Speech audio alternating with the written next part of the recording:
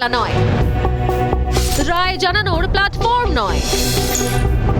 বাংলা টেলিভিশনে প্রথমবার যুদ্ধক্ষেত্র থেকে স্টুডিও, সোজা প্রশ্নের T20। ঘুরিয়ে নাক দেখাই না আমি, যখন তখন রং বদলাই না। আমি স্বর্ণালী, প্রশ্ন করি সোজাসুজি।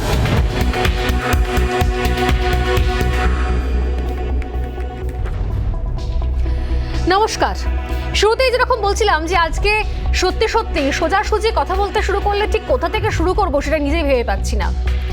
কারণ এই মুহূর্তে দাঁড়িয়ে পুজোর আর 1 মাস বাকি, পুজোর ঢাকে কাঠি পড়ে গিয়েছে এবং গতকাল আমরা একটা সেই মেগা কার্নিভাল পর্যন্ত দেখে নিলাম। তার সঙ্গে দিনভর দেখলাম চাকরি প্রার্থীদের আন্দোলন, দাবি দেওয়া, আর আজকে সত্যি সত্যি ঐতিহাসিক এই রায় কোথাও অভিজিৎ গঙ্গোপাধ্যায়ের, এবং যেখানে কোথাও চাকরি প্রার্থী যে 269 জনের চাকরি বাতিল করা হয়েছিল, সেই 269 জনের চাকরির বাতিলের রায় বহাল রইল।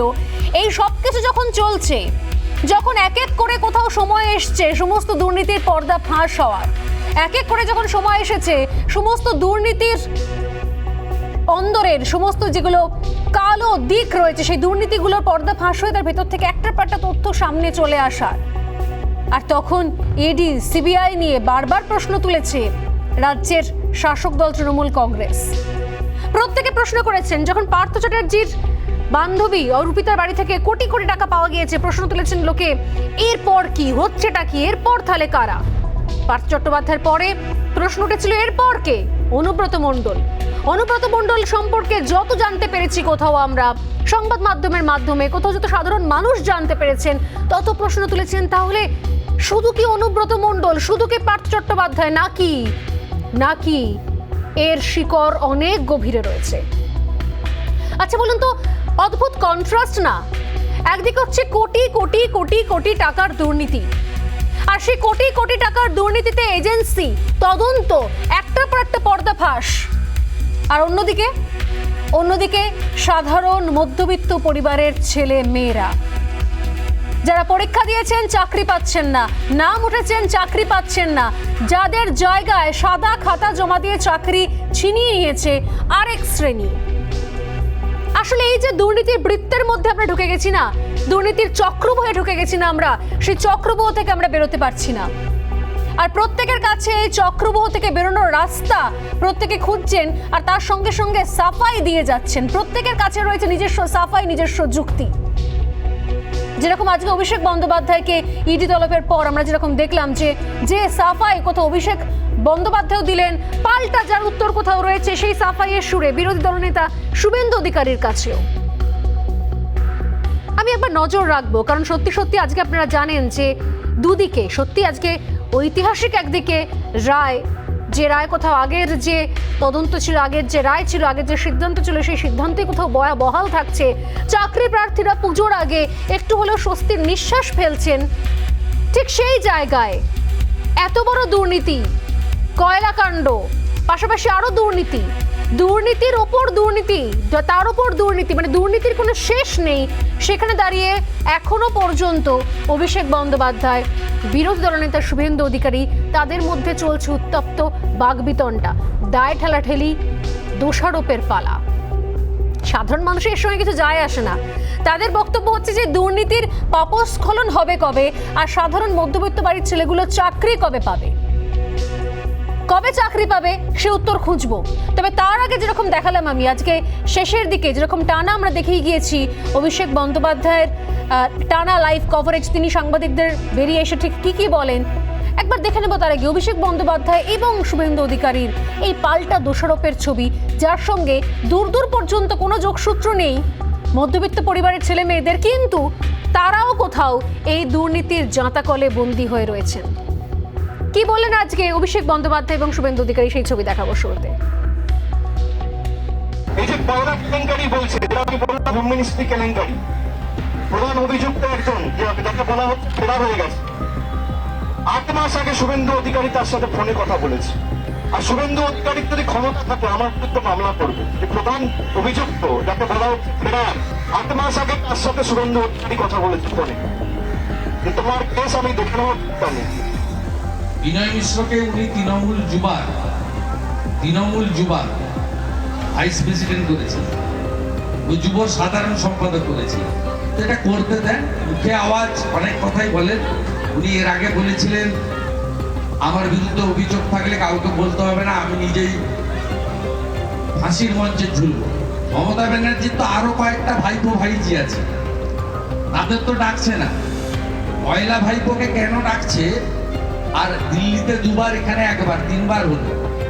কি কি প্রশ্ন করেছেন এগুলো একটু জনগণের কাছে আগে বলুন, আচ্ছা ঘরে বসে ঢিল মারার দরকার নেই। রাজনীতির ময়দানের কচকচি চলছে। দুর্নীতি মিশ্রণ বললাম না যে চারিদিকে দুর্নীতি, শিক্ষায়, তার সঙ্গে সঙ্গে গরু, কয়লা, সোনা, পাচার চক্র অন্যদিকে চলছে। আর আমি জানি না যে এটা কিসের পাচার, যেখানে একজনের চাকরি লুকিয়ে রেখে, গোপনে রেখে, সরিয়ে রেখে অন্যজনের চাকরি দিয়ে দেওয়া হলো।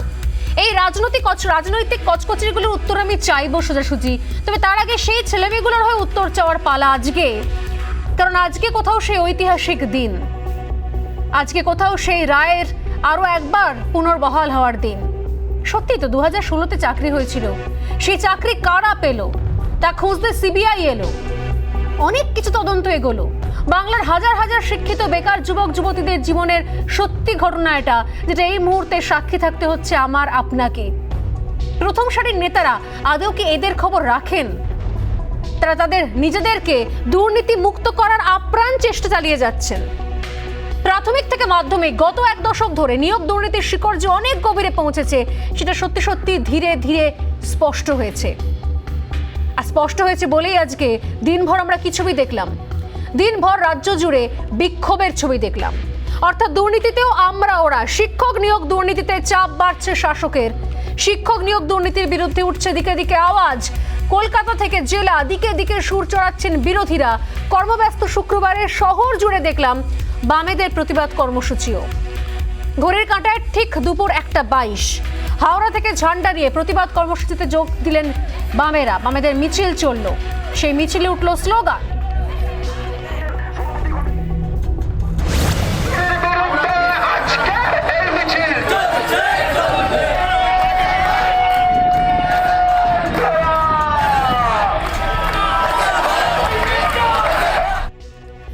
শুধু হাওড়া স্টেশন নয়, একই ছবি দেখা গেল শিয়ালদা স্টেশনেও। সেখানেও দেখলাম আমরা একই রকমের বিক্ষোভের ছবি। এই দিনটাতেই যখন অনেক রাজনৈতিক দোষারোপ, দায় ঠেলাঠেলির পালা চলছে, দেখুন আসল যারা ওপর মহলের নেতারা, হেভিওয়েট নেতারা সেখান থেকে জমিতে দাঁড়ালে কি ছবি দেখতে পাই আমরা। দেখুন শিয়ালদা স্টেশনের ছবি।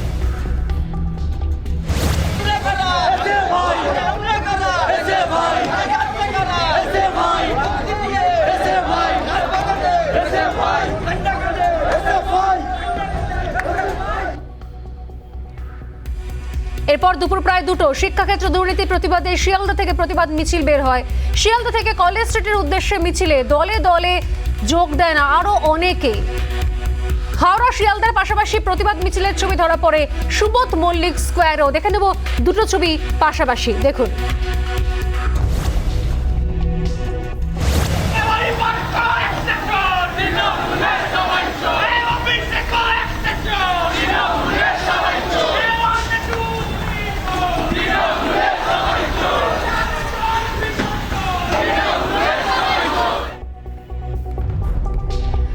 দিনভর অবরুদ্ধ হয়ে রইল শহর মিছিলে। সুবোধ মল্লিক স্কোয়ার থেকে মিছিলে প্রতিবাদের ঢেউ ওঠে।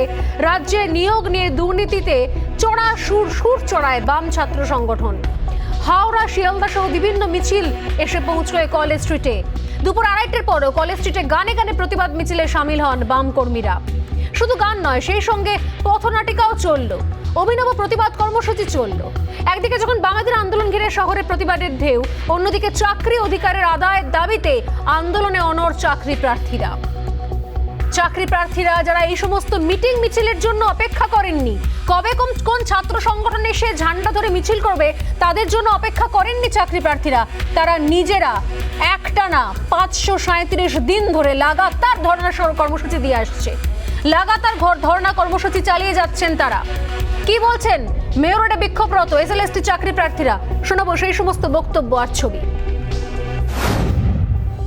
প্যানেলে যে দুর্নীতি দুর্নীতি হয়েছে সেটা হাইকোর্টের মান্যতা পেয়েছে। পদক্ষেপটা কি সরকারের দিক থেকে আমরা কি চাইছি যে আমরা যাতে আর রাস্তায় পড়ে না থাকি, আমরা যাতে পুজোর আগে বিদ্যালয়ে যেতে পারি, আমরা আমাদের নিয়োগপত্রটা হাতে পাই। এর একটা আনন্দের স্ফুরণ জাগে মনে, আর আমাদের অন্তরে আতঙ্কের স্ফুরণ জাগে। এই পুজোর দিনগুলো একটার পর দিন কাছে আসছে, তখনই আমাদের ওই একটা কোশ্চেন, বাবা তুমি পুজোতে থাকবে তো, বাবা তুমি ঈদে থাকবে তো, আতঙ্কে যুক্ত করছে যে এবারও ছেলেটাকে আমি পুজোতে পাশে পাবো না। আজকে 536 দিন বসে আছি ন্যায্য অধিকার দাবির জন্য, অথচ আমাদের হকের চাকরি অন্যরা শখ মিটিয়েছে। তাহলে আমাদের যে বেঁচে থাকার যে আশ্বাসটুকু কিন্তু শেষ হয়ে গেছে। এতদিন ধরে চাকরি প্রার্থীদের আপোষের লড়াই আর অন্যদিকে বিরোধীদের লাগাতার আক্রমণ, পাল্টা জবাব দিয়ে আসছে তৃণমূলের থেকেও। দুপক্ষ এই মুহূর্তে বক্তব্য চালিয়ে যাচ্ছে, সুর আরো চওড়া করেছেন রাজ্যের বিরোধী দলনেতা। কি বলছেন তিনি শুভেন্দু অধিকারী, শোনাবো। আজকে হাজার হাজার ছেলে মেয়েদের তাদের সোনালী স্বপ্ন ধ্বংস হয়েছে তৃণমূলের সময়। যে ৭৫,০০০ শিক্ষক শিক্ষিকা শিক্ষাকর্মী নিয়োগ হয়েছে 11 বছরে, তার ৫০,০০০-এরও বেশি ঘুষের বিনিময়ে মেধার যোগ্যতা না দেখে চাকরি বিক্রি করে আমাদের বেকার যুবকদের স্বপ্ন ধ্বংস করা হয়েছে। কেন বারবার বলছি যে আজকের দিনটা সত্যি সত্যি চাকরি প্রার্থীদের জন্য একটু হলো খুশির হাওয়া নিয়ে এলো। জানিয়ে রাখি একবার আপনাদেরকে, আদালতে একের পর এক নির্দেশ। ত্রিফলায় যেখানে বিদ্য সরকার, এদিনই টেট মামলায় বিচারপতি অভিজিৎ গঙ্গোপাধ্যায় সিঙ্গল বেঞ্চের নির্দেশই বহাল রাখলো কলকাতা হাইকোর্টের ডিভিশন বেঞ্চ। কি হলো? বিচারপতি সুব্রত তালুকদার এবং বিচারপতি লপিতা বন্দ্যোপাধ্যায়ের ডিভিশন বেঞ্চ আজ জানিয়ে দিল, প্রাথমিকে শিক্ষক নিয়োগের দুর্নীতির অভিযোগের তদন্ত করবে সিবিআই। অর্থাৎ সিবিআই এই দুর্নীতির তদন্ত করবে, আর কেউ নয়। আদালতের নজরদারিতে হবে সেই তদন্ত। এছাড়াও এই মামলায় যে 269 জনের চাকরি বাতিল করেছে সিঙ্গল বেঞ্চ, 269 জন, যে 269 জনের চাকরি বাতিল করেছে সিঙ্গল বেঞ্চ, তদন্ত শেষ না হওয়া পর্যন্ত তাদেরকেও পুনর্বহাল করা যাবে না। এমনকি প্রাথমিক শিক্ষা পর্ষদের সভাপতির পদ থেকে বিধায়ক মানিক ভট্টাচার্যের অপসারণের নির্দেশও বহাল রাখলো আজকে ডিভিশন বেঞ্চ। এছাড়া টেট মামলায় পর্ষদের জমা দেওয়া নথির সত্যতা নিয়ে বিচারপতি গঙ্গোপাধ্যায় যে সন্দেহ প্রকাশ করেছিলেন তাও সমর্থন করেছে ডিভিশন বেঞ্চ। একক বেঞ্চে মামলা চলাকালীন প্রাথমিক শিক্ষা পর্ষদের কাছে তৎকালীন নিয়োগ সংক্রান্ত একাধিক নথি চেয়েছিলেন বিচারপতি গঙ্গোপাধ্যায়ের বেঞ্চ। সেই নির্দেশ মেনে পর্ষদ যে নথি আদালতে পেশ করে তা নিয়ে সন্দেহ প্রকাশ করেছিলেন বিচারপতি। বছর কয়েকের পুরনো ওই নথি নতুনের মতো দেখাচ্ছে বলে সন্দেহ প্রকাশ করেছিলেন তিনি। বেশ কয়েক বছরের পুরনো নথি এত ঝাঁ চকচকে হলো কি করে? তাহলে কি নাম চেঞ্জ করা হয়েছে? সন্দেহ নিরসনের জন্য ওই নথি দিল্লির ফরেন্সিকে গবেষণাগারে পাঠানো হয়েছিল। ডিভিশন বেঞ্চ সেই সিদ্ধান্ত শিলমোহর দিয়েছে, সেটাও ঠিক সিদ্ধান্ত হয়েছিল। অর্থাৎ অভিজিৎ গঙ্গোপাধ্যায়ের নির্দেশকেই মান্যতা দিল ডিভিশন বেঞ্চ। শুধু তাই নয়, ব্ল্যাঙ্ক OMR সিটে বহু লোক চাকরি পেয়েছে, অর্থাৎ সাদা খাতা জমা দিয়ে অনেক লোকে চাকরি পেয়েছে, এমনটাও রিপোর্ট দিয়েছে সিবিআই। যে সমস্ত নথি ফরেনসিক পরীক্ষায় পাঠানো হয় সেই সব নথি জাল বলে রিপোর্ট এসেছে, এমনটাই খবর সূত্রের। সত্যি সত্যি নিঃসন্দেহে রাজ্যের জন্য বড় ধাক্কা। আমি এই সংক্রান্ত তথ্য আরও দেব, তার সঙ্গে যে প্রশ্নগুলো উঠে আসছে সেদিকেও নজর রাখবো। তবে তার আগে প্রতিদিনের মতো সোজাসুজি স্বর্ণালীর বিশেষ প্রতিবেদন দেখে নিয়ে আমি ফিরে আসবো আবারও আজকের আলোচনায়। নিঃসন্দেহে আলোচনার সঙ্গে যে রাজনৈতিক চাপানুতর চলছে ওপরের লেভেলে, যার সঙ্গে হয়তো সাধারণ প্রান্তিক মানুষের কোনো যোগাযোগ নেই, সেদিকেও নজর রাখবো। একটা প্রতিবেদন নিয়ে ফিরে আসছি আজকে, সঙ্গে থাকুন। আর পাচ্ছি না দিদি, আর পাচ্ছি না, আমাদের ধৈর্যের সীমা আস্তে আস্তে শেষ হয়ে যাচ্ছে। রাস্তায় দেখাচ্ছে রাস্তা, একদিকে বঞ্চিত চাকরি প্রার্থীদের নাছোড় লড়াই, অন্যদিকে নিয়োগ দুর্নীতির প্রতিবাদে কলকাতার রাজপথে SFI এর বিক্ষোভ। রাস্তাতেই চলছে অবস্থান বিক্ষোভ। কিন্তু নিয়োগ হবে কবে, এই দাবিতে আরো তীব্র হয়েছে আন্দোলন। প্রাথমিক থেকে উচ্চ প্রাথমিক, নবম থেকে দ্বাদশের মেধা তালিকা, যেদিকেই তাকান দুর্নীতি। কারণ কোটি কোটি টাকায় চাকরি বিক্রি হয়েছে। গান্ধী মূর্তির পাদদেশে নবম থেকে দ্বাদশের শিক্ষক পদক প্রার্থীদের অবস্থান বিক্ষোভের 537তম দিনে স্পষ্ট করে দেওয়া হলো, শেষ দেখে ছাড়বেন সবাই। আমরা যাতে আর রাস্তায় পড়ে না থাকি, আমরা যাতে পুজোর আগে বিদ্যালয়ে যেতে পারি, আমরা আমাদের নিয়োগপত্রটা হাতে পাই। আজকে 536 দিন বসে আছি ন্যায্য অধিকার দাবির জন্য, অথচ আমাদের হকের চাকরি অন্যরা শখ মিটিয়েছে। রাজ্যের শিক্ষাক্ষেত্রে নিয়োগের নামে দুর্নীতির অভিযোগে আন্দোলনের ঝাঁজ আরও বাড়ালো সিপিএমের ছাত্র সংগঠন SFI. College street, Sealdah, Howrah সহ বিভিন্ন জায়গা থেকে প্রতিবাদ মিছিল জটা এসে পৌঁছয় কলেজ স্ট্রিটে। সাংস্কৃতিক অনুষ্ঠানের মধ্যে দিয়ে শুরু হয় সমাবেশ। কলেজ স্কোয়ারে পথনাটিকার মাধ্যমে জানানো হয় প্রতিবাদ। এসএসসি দুর্নীতি নিয়ে রাজ্য সরকারকে তীব্র আক্রমণ করেছে এসএফআই নেতৃত্ব। কর্মীদের কাছে আহ্বান করব, পকেটে সাদা ডালি নিয়ে ঘুরবেন, পাড়ায় পাড়ায় যাবেন, কারা টাকা নিয়েছে চাকরির বিনিময়ে, কারা সাদা খাতা জমা দিয়ে চাকরি নিয়েছে, সব চাকরি চলে হিসাব খাতায় লিখে রাখবেন। কাউকে খোলা আকাশের নিচে আমরা থাকতে দেব না। আর দুদিন পরেই শিক্ষক দিবস, অথচ হবু শিক্ষকরা রাস্তায় রোদে পুড়ে জলে ভিজে মাসের পর মাস পরিবার সন্তানকে ছেড়ে দাবি আদায়ে বসে আছেন পথে। কিন্তু রাজ্য সরকার মেলা খেলা পুজো নিয়ে ব্যস্ত থাকবে, দিয়ে দেবে না, শিক্ষকদের বঞ্চিত করা হবে। রিপাবলিক বাংলা।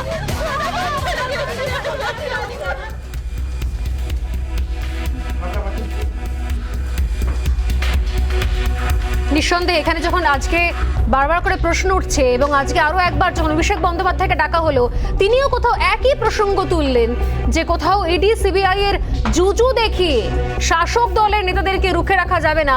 সেই সময় এই প্রশ্ন উঠতে শুরু করেছে যে তাহলে এই যে একই রায় বহাল থাকলো, সিবিআই তদন্ত করবে, এখানে কোন রাজনৈতিক স্বার্থ ছিল, এখানে কোন রাজনৈতিক দিক ছিল, কিসের কারণে, কোন রাজনৈতিক স্বার্থ, কোন নেতার স্বার্থ, কোন চক্রান্তের কারণে এতদিন ধরে এই ছেলেমেয়েগুলো চাকরি পেল না, কিভাবে চাকরি পেয়ে গেল সাদা খাতা জমা দিয়ে? এই প্রশ্নের উত্তরগুলো যদিও স্পষ্ট হলো না, কিন্তু তরজা জারি রইল অভিষেক বন্দ্যোপাধ্যায় এবং শুভেন্দু অধিকারীর মধ্যে।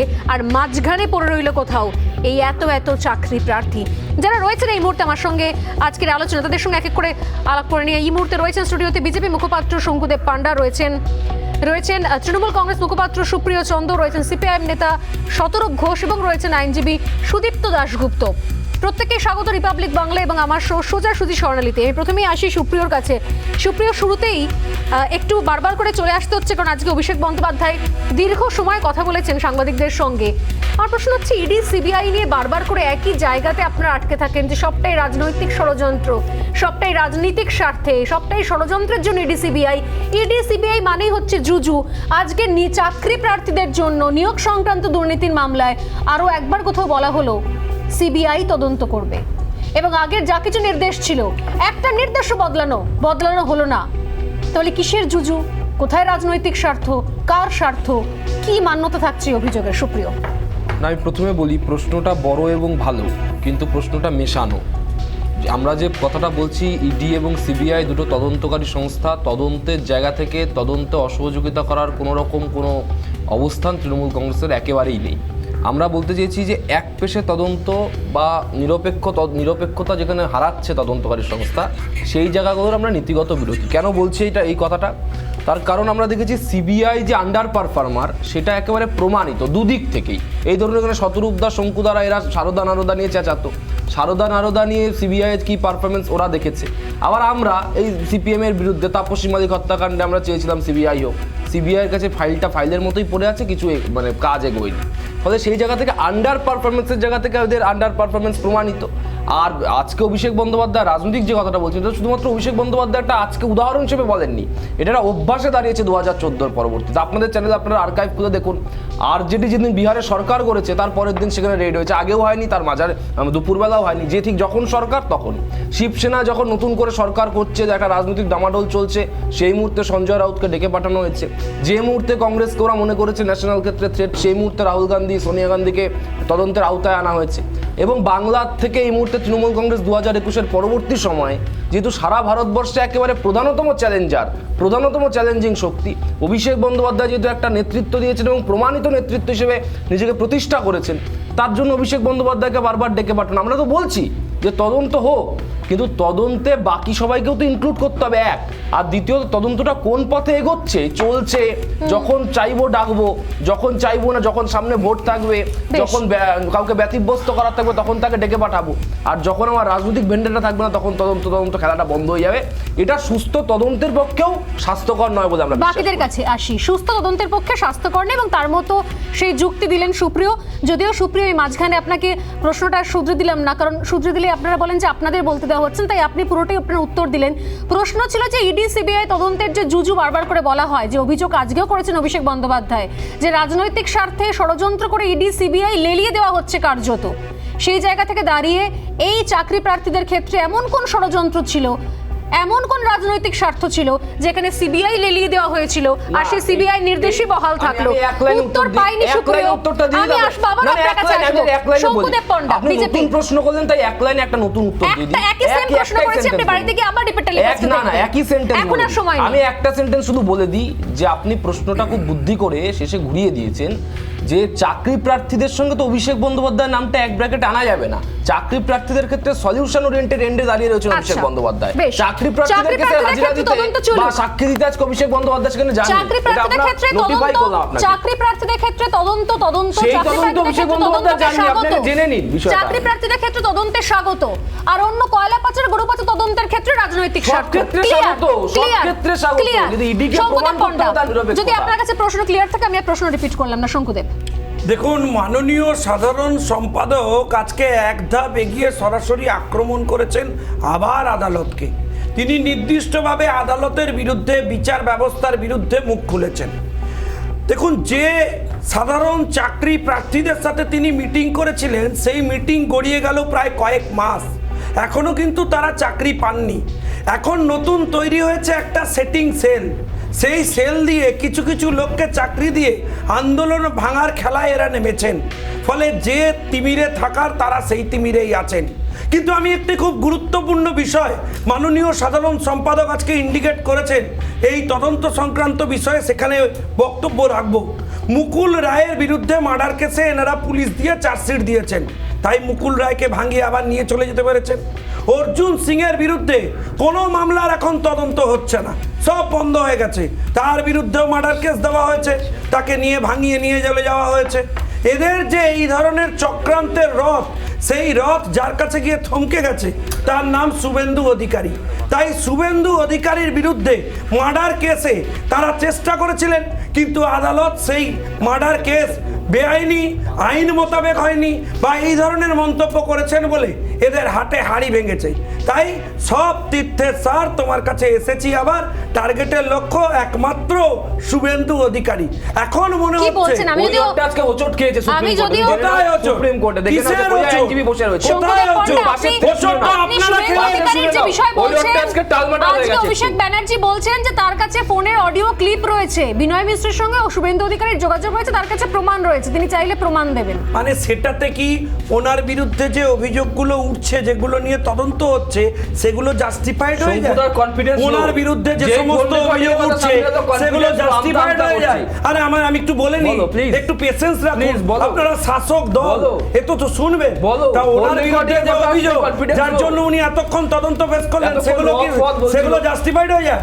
শুনুন, একজন জননেতাকে, আরে ওনার তো শুভেন্দু শুভেন্দু থেকে। অধিকারীর তুমি দাদাকে বলো না, কোনো বলো। যোগাযোগ নেই। শুভেন্দু তুমি এটা বলে অধিকারী- দাও আজকে যে শুভেন্দু অধিকারী আর বিনয় মিশ্রের মধ্যে কোনো যোগাযোগ হয়নি, এটা তুমি বলো। শুনুন। সাহস থাকলে বলো, শুনুন। সদিচ্ছা থাকলে বলো, সৎ সাহস থাকলে আরে ভাই বলো। উত্তরটা বলো, শুনুন। বলে নাও, 10 উত্তর সেকেন্ড, দিন। বলে নাও। 10 সেকেন্ড নয় 30 বলে সেকেন্ড, নাও। আপনি তো 30 সোচ্চার সেকেন্ডে হচ্ছেন হ্যাঁ না। না বলতে দেবে। শুনুন, বলো। শুভেন্দু অধিকারীর এক সাথে লাইনে শোন। কোনো যোগাযোগ নেই, এটা বলে দাও। শুভেন্দু অধিকারীর সাথে একাধিক লোকের যোগাযোগ আছে। কে বলতে বিনয় পারে মিশ্রও আছে। যিনি অভিযোগ করছেন তার সাথে শুভেন্দু অধিকারীর যোগাযোগ নেই? কে বলতে পারে তিনিও তো সাধারণ ফোন থেকে ফোন করলে শুভেন্দু অধিকারী ফোন তোলেন?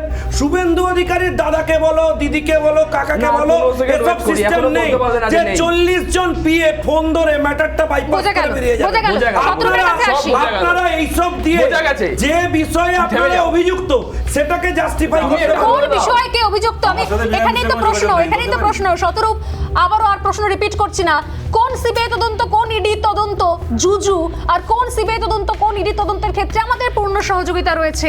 প্লিজ শতরূপ। দেখুন, আমি সুপ্রিয়র একটা কথার সঙ্গে একমত, সিবিআই আন্ডার পারফরমেন্স, আমার এইটা মানতে কোনো দ্বিধা নেই। এবং আপনারা জানেন এই সারদার তদন্ত বলুন, রোজভ্যালি তদন্ত বলুন কি নারদার তদন্ত, এগুলো এমনি এমনি আসেনি। মমতা ব্যানার্জি আমাদের ট্যাক্সের টাকা খরচা করে সুপ্রিম কোর্ট অব্দি গেছিলেন সিবিআই তদন্ত আটকানোর জন্য। তখন চিটফান্ড সাফারার্স ফোরামের মাধ্যমে আন্দোলন করে, তখন বিকাশ ভট্টাচার্যরা আদালতে মামলা লড়ে ওই সিবিআই তদন্তকে আদায় করে এনেছিলেন। কিছু লোক গ্রেপ্তার হলো, তারপরে সেই তদন্ত আজকে 6 বছর ধরে 7 বছর ধরে বন্ধ হয়ে পড়ে আছে। আমি সুপ্রিয়র সঙ্গে একমত যে হ্যাঁ সিবিআইয়ের আন্ডার পারফরমেন্স আছে। এবার আমি জিজ্ঞেস করতে চাই, পশ্চিমবঙ্গ পুলিশের দুর্দান্ত পারফরমেন্স আছে, এসএসসির টাকা, অর্পিতা মুখার্জির বাড়ি থেকে যে টাকাটা পাওয়া গেল, কেন পশ্চিমবঙ্গ পুলিশ সেই টাকাটাকে এতদিন ধরে বাজেয়াপ্ত করতে পারেনি? পশ্চিমবঙ্গ পুলিশের পারফরমেন্সটা কেমন, ওভার না আন্ডার? অঙ্কিতা অধিকারীর চাকরি, অঙ্কিতা অধিকারীর চাকরি ঘাট ধাক্কা দিয়ে আদালতের রায়ে চাকরি থেকে বার করা হলো পরেশ অধিকারীর চিটিংবাজ মেয়েকে। ওই চিটিংবাজ মেয়েটাকে কেন পশ্চিমবাংলার এসএসসির আইন অনুযায়ী পশ্চিমবাংলার সরকার ব্যবস্থা নিতে পারলো না? পার্থ চট্টোপাধ্যায়, ব্রাত্য বসুরা কেন ব্যবস্থা নিতে পারলো না? কেন চাকরি থেকে তাড়াতে পারলো না? ওদের পারফরমেন্সটা কেমন, ওভার না আন্ডার? আজকে বিনয় মিশ্রর সঙ্গে শুনুন, বিনয় মিশ্রকে যুব তৃণমূলের নেতা নিয়োগ করেছিলেন অভিষেক বন্দ্যোপাধ্যায় তার সই করা চিঠির মাধ্যমে। সেই সার্কুলার প্রেসের উদ্দেশ্যে আপনাদের কাছেও আছে, আমার কাছেও আছে, আমি এখন দেখাতে পারি। কিন্তু আমি সেইটাকে ব্যতি রেখেও বলছি যে বিনয় মিশ্র আজকে ভারতের টাকা চুরি করে বিদেশে গিয়ে পালিয়ে আছে।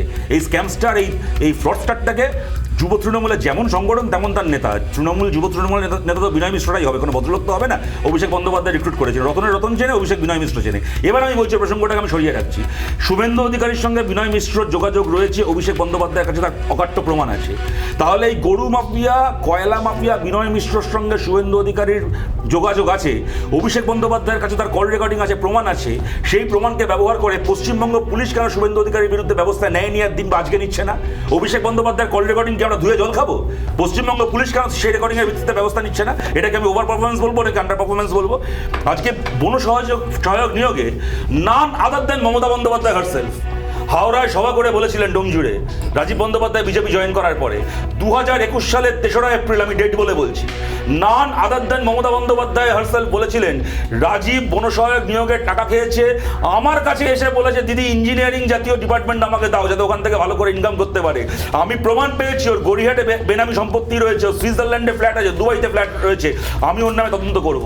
বিধানসভা ভোটের পরে আমাদের আঙুল থেকে ভোটের কালি উঠতে পারেনি, তার আগে রাজীব বন্দ্যোপাধ্যায় তৃণমূলে যোগ দিয়েছে। কোথায় গেল মমতা বন্দ্যোপাধ্যায়, অভিষেক বন্দ্যোপাধ্যায়? জবাব দিন, আপনাদের এটা আন্ডার পারফরমেন্স নাকি আপনাদের ওভার পারফরমেন্স যে আজকে রাজীব বন্দ্যোপাধ্যায় তৃণমূল নেতা হয়ে ঘুরে বেড়াচ্ছে? আর সেই সমস্ত তদন্ত, যে তদন্ত মমতা বন্দ্যোপাধ্যায় করবেন বলেছিলেন, সেই তদন্ত যে বন্ধ হয়ে আছে। আর আমি তার সঙ্গে একটা দেখো কথা বলি এখানে স্বর্ণালী, অভিষেক বন্দ্যোপাধ্যায় এই যে আজকে গেল না, গত সেপ্টেম্বর থেকে কয়লার কেসে জিজ্ঞাসাবাদ শুরু হয়েছে। আজকে বাংলার মিডিয়া একটা কথা বলছেন বারবার করে, অনুব্রত গ্রেপ্তার হওয়ার পরে, যে অনুব্রত 9টা সমন সিবিআই ইগনোর করেছে। যে কথাটা আসেনি, যে কথাটা আমরা অনেক সময় বলতে ভুলে যাচ্ছি, তা হচ্ছে এই 9টা সমন ইগনোর করার বা সময়কাল হচ্ছে 1.5 বছর।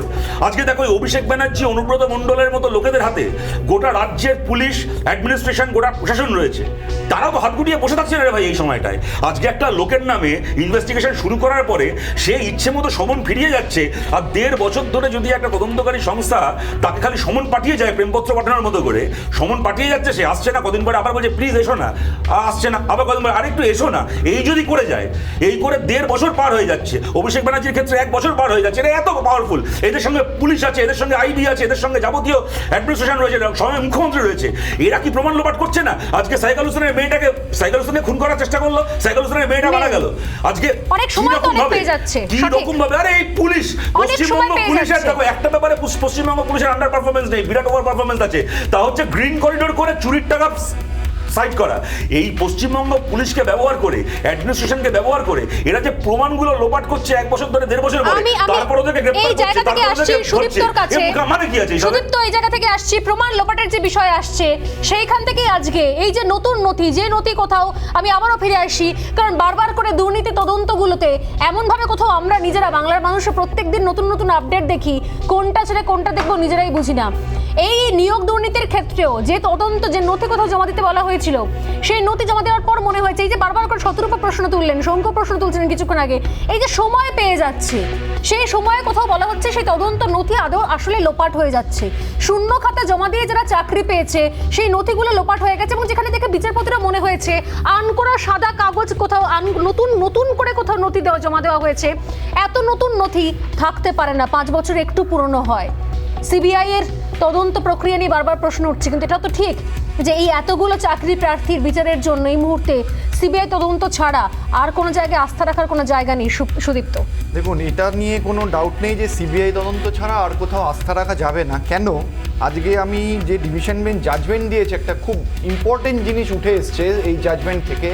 Honourable division bench CBI report জমা দিতে বলেছিল, সেই রিপোর্টের কিছু অংশ জাজমেন্টে তুলে ধরা হয়েছে। সেখানে বলা হচ্ছে সিবিআই ইনভেস্টিগেশন করে পেয়েছে পাপিয়া মুখার্জি বলে একটি মেয়ে, যার বিরুদ্ধে আমাদের অভিযোগ ছিল যে উনি পরীক্ষায় না বসে চাকরি পেয়েছেন, উনি আজকে সিবিআইয়ের কাছে স্বীকার করেছেন উনি 2014 টেটে বসেননি। উনি 7.5 লক্ষ টাকা, 7.5 লক্ষ টাকা চন্দন মণ্ডল বলে একজনকে দিয়েছেন, এবং তার ভিত্তিতে উনি চাকরি পেয়েছেন। এটার অভিযোগও না, এই তথ্য আজকে অনারেবল ডিভিশন বেঞ্চের অর্ডারে উঠে এসছে। এরপরেও যদি এরপরেও রায়ের 51 নম্বর পাতায় পরিষ্কার মেনশন করা আছে।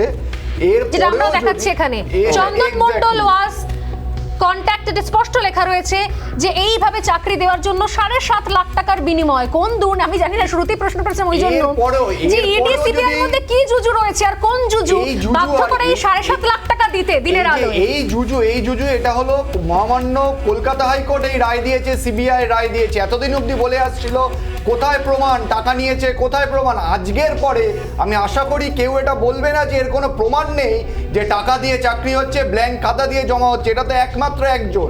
যদি এবার আরও তদন্ত হয়, দেখা যাবে যে মিনিমাম 40-50 হাজার ছেলে ব্ল্যাঙ্ক খাতা জমা দিয়ে চাকরি পেয়েছে। আর এটা করবে পশ্চিমবঙ্গ পুলিশ। 2014 থেকে 2022 দীর্ঘদিন অভিযোগ করা হয়েছে, কোন পশ্চিমবঙ্গ পুলিশ আজকে এই কাজ করেছে। এখন বলছে Paschimbanga police. CBI under perform না ওভার পারফর্ম তো করে, আন্ডার পারফর্ম হয়েও আজকে সিবিআই এই রিপোর্ট দিচ্ছে। তাহলে এতদিনে পশ্চিমবঙ্গ পুলিশ কি করছিল জানে না? আজকে কি শুধু এই চন্দন মণ্ডল চাকরিতে সই করেছে? টাকা সই করেছে কে? সেক্রেটারি সই করেছে। চাকরি দিচ্ছে কে? Chairman DPSC. চাকরিতে অ্যাপ্রুভ করছে কে? Sub inspector of school. নথি না দেখেই তো সই হচ্ছে। আর আজকে বলছে পশ্চিমবঙ্গ পুলিশ কি করেছে বা পশ্চিমবঙ্গ সরকার এতদিন কি করেনি। আজকে কি চন্দন মণ্ডল সই করেছে? সই করেছে তো চেয়ারম্যান ডিপিএসসি। উনি কি বেসিসে এই টেট ফেল না দেখে টেট ফেল ক্যান্ডিডেটের অ্যাপয়েন্টমেন্ট লেটারে সই করলো? না বসা, ফেলও নয়, পরীক্ষায় না আন্ডার ওভার জুজু সব ছাপিয়ে যাচ্ছে। সত্যি সত্যি মানে হেভি ওয়েট অভিষেকের গায়ে আঁচ আসছে, পাল্টা শুভেন্দু অধিকারীর দিকে যাচ্ছে, তোর শুভেন্দু অধিকারী পাল্টা মুখ ডাকছেন। কিন্তু এই সব কিছুর মধ্যে সিবিআই তদন্ত না হলে এইটুকু অবধি সামনে আসতো কিভাবে? শঙ্কুদেব হাত তুলছেন। দেখুন, আমি আজকে বলবো যে প্রকাশ্যে তৃণমূল কংগ্রেসের নেতাদের জাস্টিস গাঙ্গুলির কাছে ক্ষমা চাওয়া উচিত। জাস্টিস গাঙ্গুলি যেদিন প্রথম বলেছিলেন যে এলসিসিএনের জন্য বাড়ি থাকছে, জাস্টিস গাঙ্গুলি যেদিন প্রথম বলেছিলেন যে সরাসরি টাকায় ব্যাপক দুর্নীতি হয়েছে, সেদিন এরা যেভাবে ব্যঙ্গ করেছিলেন, এরা এখনো আজকেও তার কোনো পরিবর্তন তারা ঘটাননি। আজকেও তাদের সাধারণ সম্পাদক সরাসরি কোর্টকে টার্গেট করেছেন। এবং আমার কাছে খবর আছে, আমি যদি ভুল না করি, এখানে মাননীয় অ্যাডভোকেট আছেন, এরা এবারে সরাসরি হাইকোর্টে আন্দোলন কর্মসূচি করবেন। গিয়ে আমি শুনলাম যে চিফ জাস্টিসের ঘরে আমরা না মানে কারা তৃণমূলপন্থী আইনজীবীরা নাকি ঠিক করেছিল ওনারা আন্দোলন করবেন, বয়কট করবেন। শুনুন, এটা আপনি দায়িত্ব নিয়ে বলছেন তো? আপনারা হাইকোর্ট ঘেরাও করবেন। কি অবস্থা? আপনারা হাইকোর্টে মানুষ যাবে কোথায়? ওরা করেনি, কদিন আগে ঘেরাও করলো না। মানুষ কোথায় যাবে? সে বা জাজের মাথায় বন্দুক ধরে রায় লিখিয়ে দেবে। এটা কি তো- ভয়ঙ্কর এই আজকে অবস্থা। এই আমি কদিন ধরে শুনছিলাম অরুণাভ ঘোষ, একটা সময় অরুণাভ ঘোষ বিরাট ভালো ভূমিকা পালন করেছেন এই দুর্নীতির বিরুদ্ধে লড়াই, কিন্তু কদিন ধরে ওনার যে জ্ঞানের বাণী শুনছিলাম, আজকে এই ডিভিশন বেঞ্চে রায় আসার পরে আমি তো অপেক্ষা করে আছি কখন অরুণাভ ঘোষ ঘোষণা করবেন গোটা হাইকোর্ট পাড়ায় উনি ছাড়া কেউ আইন জানে না। এই জিনিস আলিপুর কোর্টে আমরা দেখেছি, তৃণমূলের একজন প্রভাবশালী নেতা জজেরকে বলেছে বেল দিতে হবে আমাদের এই নেতাকে, নালে আপনাকে সিট থেকে উঠতে দেব না। দেখুন, জুডিশিয়ারির ওপর এই ধরনের অ্যাটাক, এটা থেকে স্পষ্ট হয়, এবং তাকে পলিটিক্যালি ট্যাকেল করবার চেষ্টা, এটা থেকে স্পষ্ট হয় যে বাংলায় কি ভয়ঙ্কর পরিস্থিতির মধ্যে আমরা রয়েছি। কারণ জুডিশিয়ারি যদি এফেক্টেড হয়ে যায়, তাহলে মিডিয়া বলুন, সাধারণ মানুষ বলুন, পুলিশ বলুন, এরা কোথায় যাবেন? এরপরে এরা এইসব জায়গা থেকে দৃষ্টি ঘুরিয়ে যাতে নিজেদেরকে কালিমা লিপ্ত নন এবং প্রমাণ করা যায়, তার জন্য সরাসরি আক্রমণ করছেন তাদেরকে যাদের সাথে আইনে পেরে উঠছেন না। আমার বক্তব্য হচ্ছে, আজকে যে রায় ডিভিশন বেঞ্চে বেরিয়েছে, সেই রায়ের পর যারা যারা অভিযোগ করেছিলেন জাস্টিস গাঙ্গুলি সম্পর্কে, তাদের ক্ষমা চাওয়া উচিত প্রকাশ্যে এসে। জাস্টিস গাঙ্গুলির কোর্টে গিয়ে ক্ষমা চাওয়া উচিত। আপনারা প্রশাসন চালাবেন, একজন প্রশাসনিক প্রধান, একটি রাজনৈতিক দলের প্রধান, তিনি কোর্টকে অপমান করবেন, এই অধিকার তাকে কে দিয়েছে? এই ভাষায় সরাসরি কোর্টকে আক্রমণ করা। আমি তো এই জায়গা থেকে শুরু করেছি, আমি আবারও যাবো শতরূপ এবং সুপ্রিয়র কাছে, যে তাহলে সত্যি সত্যি তদন্ত প্রক্রিয়া নিয়ে কেন প্রশ্ন কোথা থেকে ওঠে? কোথা থেকে সিবিআই এর পারফরমেন্স নিয়ে প্রশ্ন ওঠে? কোথা থেকে ইডি সিবিআই এর জুজুর বিষয় ওঠে? এত মানুষের ক্ষেত্রে তদন্ত চলছে, সেখানে জুজু নয়। যখন বিষয়টা অভিষেক ব্যানার্জি পর্যন্ত চলে গেল, তখন হয়ে গেল রাজনৈতিক স্বার্থ, তখন হয়ে গেল ষড়যন্ত্র, তখন হয়ে গেল সিবিআই ইডি নাকি জুজু, তখন নাকি হয়ে যাচ্ছে মাথা নত করবো না, আমাদের আন্দোলন লড়াই চলবে। আমি বুঝতে পারছি না যে অভিষেক বন্দ্যোপাধ্যায়ের ক্ষেত্রে হলে তখন এত কিছু যুক্তি তক্ক, এত লম্বা ফিরিস্তে, সাধারণ ছেলে মেয়েগুলো যারা চাকরি পেয়ে বসে আছে রাস্তায়, সেক্ষেত্রে ডিআইসিবি, সেক্ষেত্রে সেগুলো তদন্ত যেমন চলছে, সেক্ষেত্রে সিবিআই এর আন্ডার পারফরমেন্স, এটা কি অদ্ভুত যুক্তি? আমি যদি একটা গুরুত্বপূর্ণ খবরের দিকে নজর রাখবো, তবে তার আগে খুব সংক্ষেপে 30 সেকেন্ডের জন্য আমি আসবো সুপ্রিয়র কাছে, উত্তরটা নিয়ে নি। সুপ্রিয় হাত তুলছিলেন। সুপ্রিয়, থ্যাংক ইউ।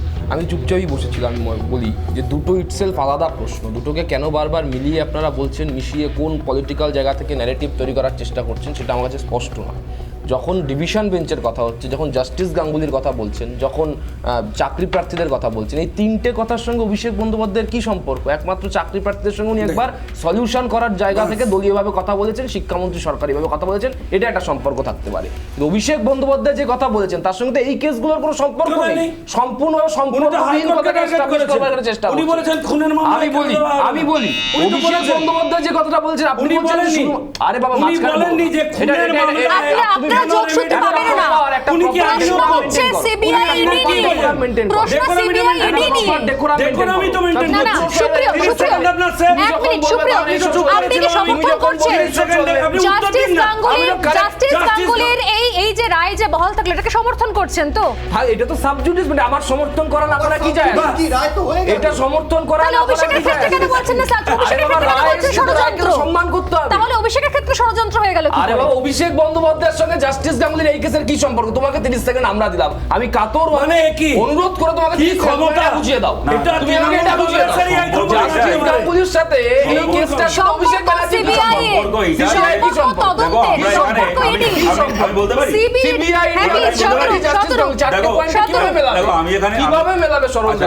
আমি এখানে তো তুমি ওকালতি করবে, তুমি বলো। আচ্ছা বলো। তোমার বেলা অসুবিধা হবে না না, তুমি বলো, তুমি সন্ধ্যা দিবে, বলো, যাও বলো।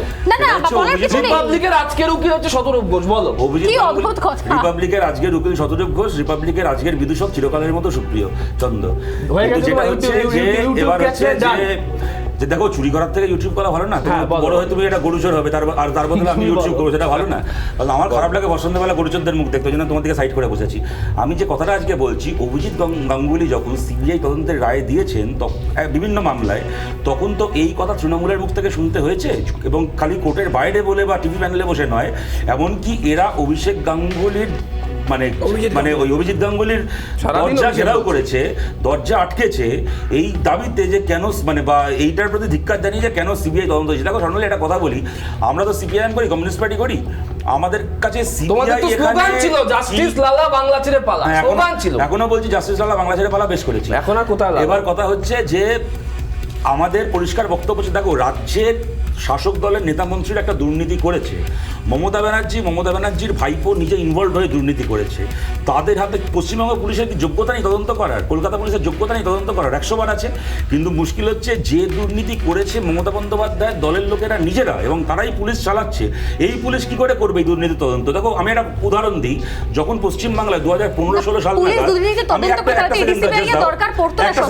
দেখো আমি যখন পশ্চিমবাংলায় যখন এই যে 2015-16 সাল নাগাদ শিশু পাচারের কেসে কিছু বিজেপি নেতার ইনভলভমেন্টের কথা উঠে এসেছিল, এবং রূপা গাঙ্গুলি এবং আরো কয়েকজনের, সেই সময় তুমি শুনেছো কোনো সিপিএম নেতা দাবি করছে যে এই কেসে সিবিআই তদন্ত লাগবে? তার কারণটা হচ্ছে বিজেপি যেখানে ইনভলভ, জানার কথা তাদের নিয়ন্ত্রিত সিবিআই তার তদন্ত ঠিক করে করবে না। তখন আমরা চেয়েছিলাম রাজ্যের সিআইডি তদন্ত করুক এবং সত্যিকারের যারা কালপিট তারা শাস্তি পাক। দেখো আজকে পশ্চিমবাংলায় যদি তৃণমূল একটা স্ক্যাম করে এবং তৃণমূল পরিচালিত পুলিশ যদি সেই স্ক্যামস্টারদেরকে ধরার বদলে হলো না, আমি বলছি সেই আজকে যদি পশ্চিমবাংলায় তৃণমূল একটা স্ক্যাম করে এবং তৃণমূল পরিচালিত পুলিশ সেই স্ক্যামস্টারদেরকে ধরার বদলে যদি সেই চুরির টাকাকে গ্রিন করিডোর করে অভিষেক ব্যানার্জির অফিসে পৌঁছে দিয়ে আসে, সেই পুলিশ তদন্ত করতে পারবে না বলেই তো সেই তুমি মামলা করো, কালকে আমার নামে লিগাল তারা বুঝে নেবো, সময় একদম নেই। তবে তার আগে এই মুহূর্তে একটা গুরুত্বপূর্ণ খবর দেখিয়ে দিই, যেখানে বারবার করে ছেয়ে যাচ্ছে, সেখানে এই মুহূর্তে আরো একটা গুরুত্বপূর্ণ খবর। সালমান কোঅপারেটিভ চিট ফান্ড মামলায় গ্রেপ্তার করা হলো হালিশহর পুরসভার তৃণমূলের চেয়ারম্যান রাজু সাহানিকে। বারবারই খবর আসছে, আরো বেশি তথ্য সামনে আসছে। শুক্রবার সিবিআই তাকে গ্রেপ্তার করে। এদিন নিউ টাউনে রাজু সাহানির বাড়িতে হানা দেয় সিবিআই। কেন্দ্রীয় তদন্ত এজেন্সি সূত্রে খবর, নিউ টাউনের বাড়ি থেকে 60 লক্ষ টাকা উদ্ধার হয়েছে। এও জানা গেছে এই রাজু সাহানি তৃণমূলের কাউন্সিলর, তৃণমূলের চেয়ারম্যান, হালিশহর পুরসভা তৃণমূলের চেয়ারম্যান, তারও থাইল্যান্ডে একটি ব্যাংক অ্যাকাউন্ট রয়েছে।